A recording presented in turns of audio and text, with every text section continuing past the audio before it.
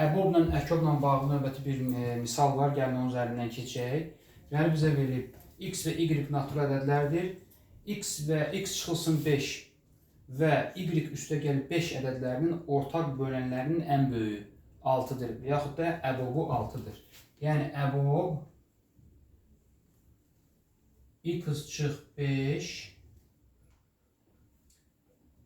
y plus 5 bərabər 6. Okay. İndi dedik ki, x çıx 5 bölünsün y üstəgəl 5 bərabərdir 17-də 7. Bu nisbət buna bərabərdir və bizdən soruşur ki, y çıx x nəyə bərabərdir?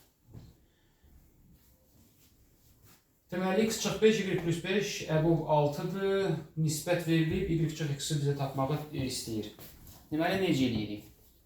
Belə bir əlaqə var. Deməli, istənilən bir, tutaq ki, məsəl üçün, əbob 8, 12 ədədləri. Bunun əbobu neçədir? Bunun əbobu 4-dür. Düzdürmü?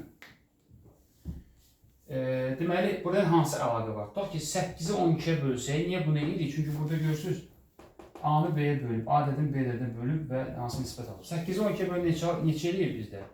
Deməli, hər tərəfi 4-ə bölək eləyəcək, 4-ə böləndə eləyəcək 3-də 2. Düzdürmü? 3-də 2 elədir. 3-də 2 nə deməkdir? Əbobu bulanın hər birinə vursaq, yəni bu eləyəcək də elə. Demək ki, tapdığımız əbobu 2-yə vursaq, bunu 4-ə vursaq, buna 4-ə vursaq, hələ bizə həmin ədədləri neyniyir, verir. Bu əlaqəni artıq biz buradan gördük. Demək ki, x çıxılsın 5, bu ədədin bu ədədə nisbəti bu alınıbsa, deməli 17 bölünsün, 7 bölünsün 17-ni də sürət eləmək üçün 6-ya bölsək, elə bu ədədləri alacaq. Düzdürmü?